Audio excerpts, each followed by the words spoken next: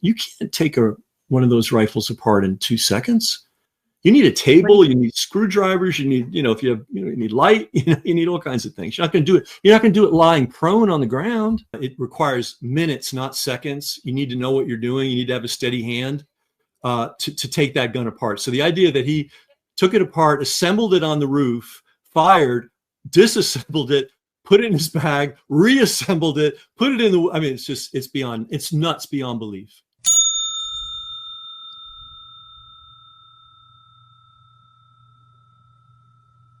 And also, it almost looks to me like they had to buy a gun. It was in the box. They opened the box and they took a picture of it.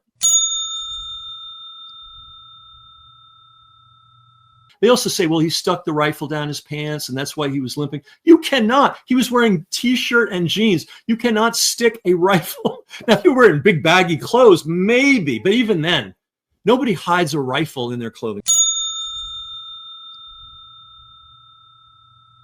The other thing, this ammo is really weird.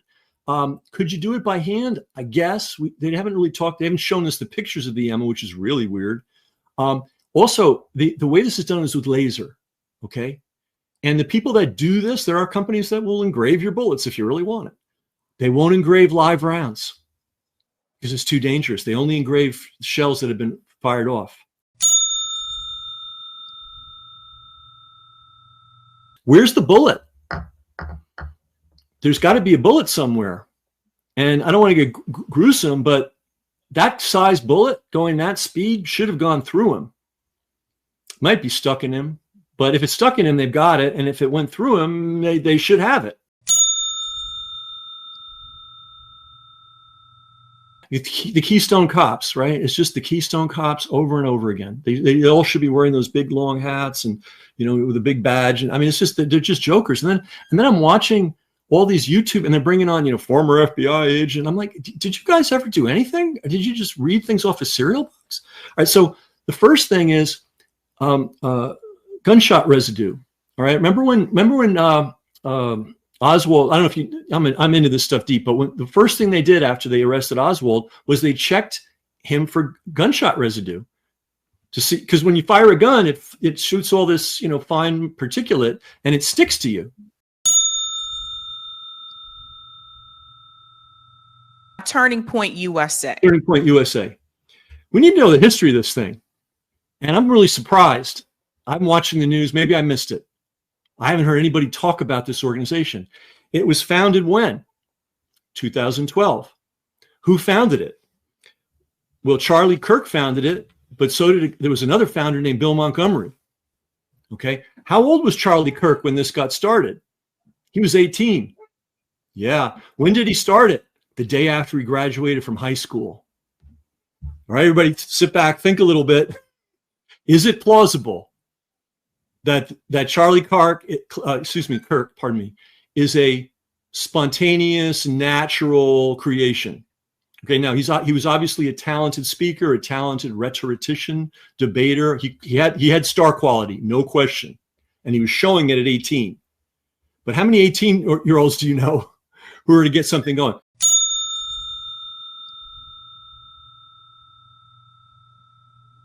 How many people know the annual budget of Turning Point USA? Because he's just the tip. He was just the tip of a very large iceberg. How about $80 million a year? How many employees do they have? 5, 10, 20? How about over 600?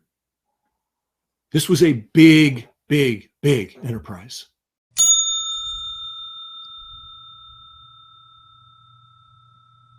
It sounds like you're alluding to that he was selected or he was chosen. I would say, and that's $80 million, a lot of money to come in every year, and managing 600. He wasn't managing those 600 employees. He was the star. He's like, like you're the rock and roll guy or whatever. You're playing the lead guitar, and there's like the roadies, and there's the guy, your manager, and the guy that's doing the negotiations, and the people that are planning out the tour. I mean, it's an army behind him. All right. So he was the front man for something.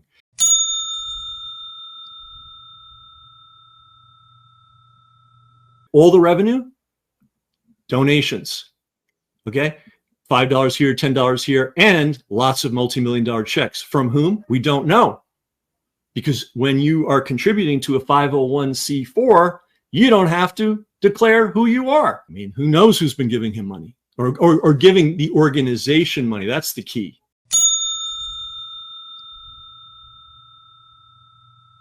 They claim to have chapters on 3,500 high school and college campuses. So a chapter means they've got like a leader, and that leader's recruiting kids, and they're having weekly meetings. And when Charlie comes to town, they all run to Charlie and they all tune into the show. And it's like all political organizations, it's a bit of a cult. And it was a cult built around Charlie.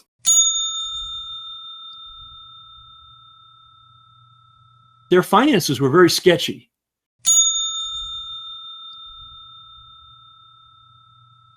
Their finances were very sketchy.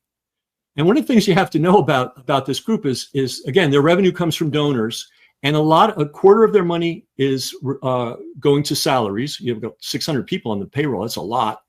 And 60% or more goes to the travel expenses, the show expenses, and hats and printing and all that kind of stuff.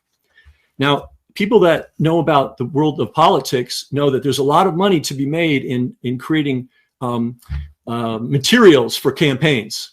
It is a cash cow, right? And the markups are huge and so on. So somebody somewhere, I don't know who it was siphoning off tens of millions of dollars every year in markups on printing and hats and t-shirts.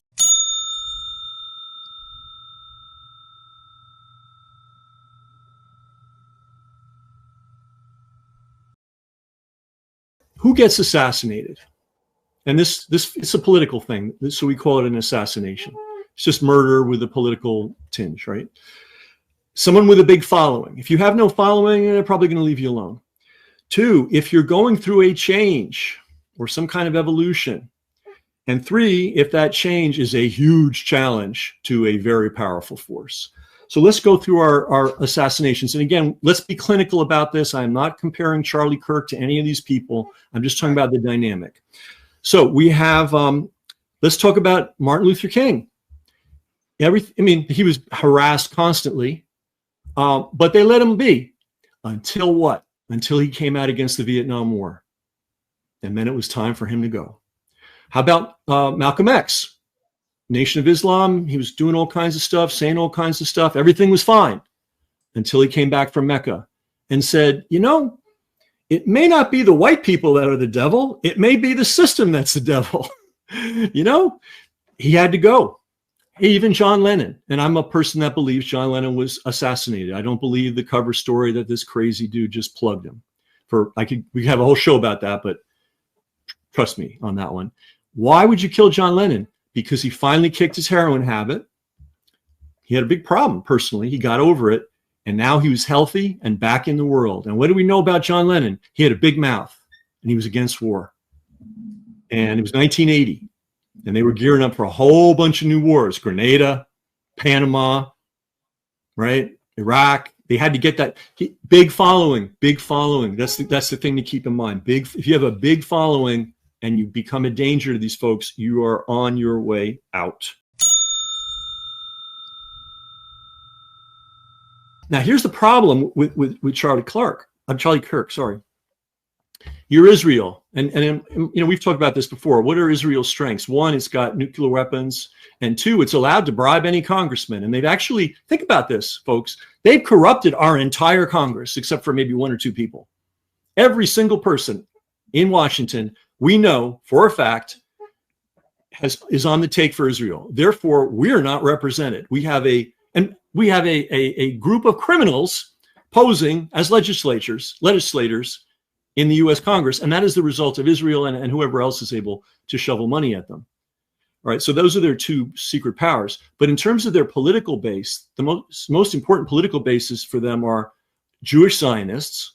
Okay, they've got them in the bag. They don't have to worry about the Jewish Zionists. They're not going anywhere. The big one, though, is the Christian Zionists. They cannot afford to lose the Christian Zionists. And Charlie Kirk was plugged in to the whole world of young, idealistic, enthusiastic, energetic, activist Christian folks who were told to love Israel, but like everybody else, were saying, well, wait a minute. And now Charlie Kirk is starting to repeatedly bring up the issue of maybe we need to ask some questions. The killers in Israel absolutely could not have let this guy live, period. He had to go. Because if he turned that demographic, he already had 3,500 chapters, right? And it's not like he had 3,500 people that subscribed to his YouTube. He had 3,500 leaders on 3,500 different campuses, high school and college. And we've seen how the Zionists have lost their mind when people protest on college campuses. What were they going to do when 1,000, 2,000, 3,000 Christian campuses that had been in their pocket suddenly start asking questions? So this is why Charlie Kirk was killed. To me, there's no question. He was a grave threat to the future of Israel. So that's why he had to go.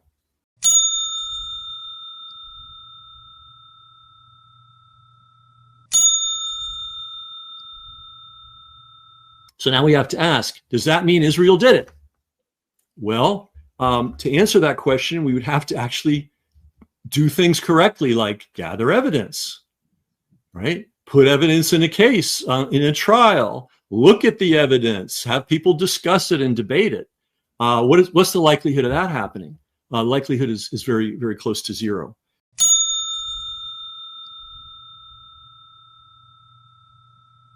Now, here's the reality, and this is a sad reality. A woman gets killed, okay, is murdered. No one knows who did it.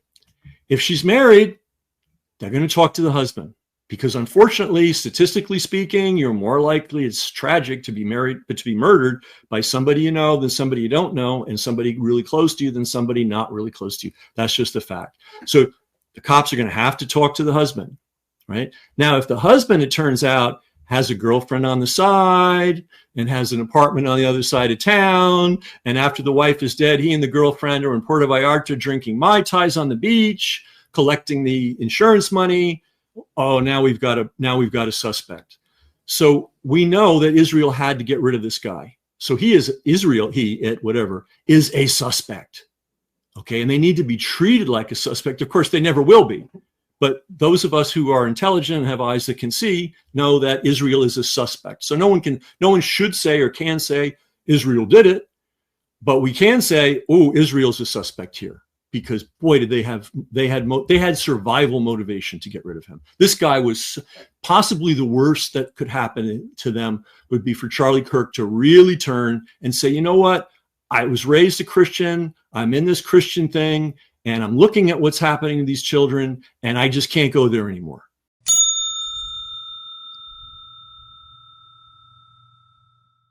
And by the way, you don't think the Israelis were surveilling every breath that guy took?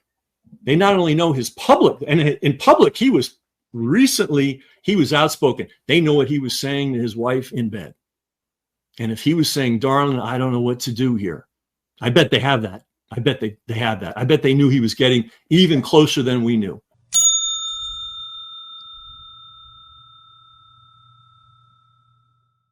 But the power play here is if he came out against Israel, it would be like a nuclear bomb going off for them.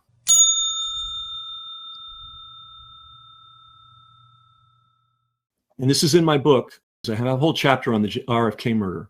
You can't create a super soldier with MK Ultra, hypnosis, and drugging and all that. You can't do that. You can create patsies. Sirhan Sirhan is a perfect example of a patsy. He showed up. He had a gun in his pocket with blanks, I'm almost certain. He started firing it, but the guy that actually killed Kennedy was standing right behind him. And we know that because the medical examiner said there were powder burns on his jacket, and the shot came from right behind his ear. You can't shoot somebody who's in front of you.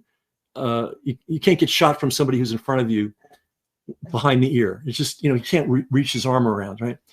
So I believe this guy's probably, if the shot came from the building that I think it did, I believe this fellow who's in jail right now is just an MK Ultra type of person. I don't know what they call what they're doing these days now. He's a patsy. And then they keep talking about the internet. If you do any research at all, you will find out that using the internet is the greatest thing in the world for cults, and people that are trying to scam people and people that are trying to, rope people in. It's the greatest tool ever invented. You can send out millions and millions of messages, find the 1 out of a million people who's vulnerable and grab them. And then, hey, I need you to be here this day. I want you to climb up on the roof. As soon as he shoots, I want you to run down because, you create some wild and bizarre scenario for the guy, and he just goes and does it. The other thing is about Sirhan, and this kid may be the same. There are people, you can hypnotize them and they will not remember why they did what they did. Sirhan, and I believe him, and many psychiatrists, including some of the top people in the world who've spent dozens of hours with him, believe that Sirhan, when he says he doesn't know where he was or what he did, all right? So all you would need to do is take some kid, rope him in via the internet, get him involved in some kind of, hypnosis program, and tell him, hey, go on that roof, run around, jump around, make a lot of noise, right? Run away. They're selling us that it came head on. If you look at their reports and their news, because here's the deal. If you're going to be a sniper, you need a couple of things besides shooting. You need to be able to conceal yourself. You need to be able to create, it's good to be able to create distractions, and it's good to make it easy to get away. A real sniper, not this guy who was up there with no gun. Okay? So the distractions were, right, the old man that they arrested. Remember? Did you see that? And then someone had an air gun. I mean, that was in the news and disappeared really fast. That was a distraction. I believe that the guy who's in jail currently was distraction number 2. They are telling us that the shot was head on, and the only way it could be head on is if it came from where that man was hanging out. So the fact that so many people were just willing to jump on board with the first story that the media gave you and not ask questions, we should know better by now. That is what I will say. That's it. And it's a hall of mirrors. And remember, it was James Angleton that taught the Mossad. That's how the Mossad grew up. They were trained by the CIA, and the CIA were trained by the British, and they're experts at this. False flags, cutouts. You think they study magic not because they want to be magicians, but magic is the art of misdirection. It's not really the trick that you do; it's getting people to look left when you're doing something with your right hand, and right. That's what it's all about. Notice that the prosecutor, typically when you have something like this goes down and they have their big announcement, the prosecutor comes out and they make theirs because they want to wave the flag. Hey, here I am, and make sure you elect me 2 years from now because I'm a big wheel. They love to be there. Prosecutor did not come out, was not even on the stage. What does that tell me? That prosecutor's a little worried about the quality of evidence here, because this all boils to the guy. Look, to shoot somebody, you have to have had a rifle in your hands. There's no evidence. Maybe he was on the roof. Maybe he did jump off the roof. And because the media is so strong on all of us, you see it on the news, you assume it's true, but it can't be. The main thing to realize is the first story is never the real story. It's never been the real story. When there's a high level thing like this, it's planned out really well. Part of it is to have a patsy. And the patsies can be manipulated via psychology. And well, here's this is what you believe, right? This is what you believe. This is a potential scenario. I do believe with all my being that a man that does not have a rifle cannot shoot anybody. And there's no evidence he ever had a rifle.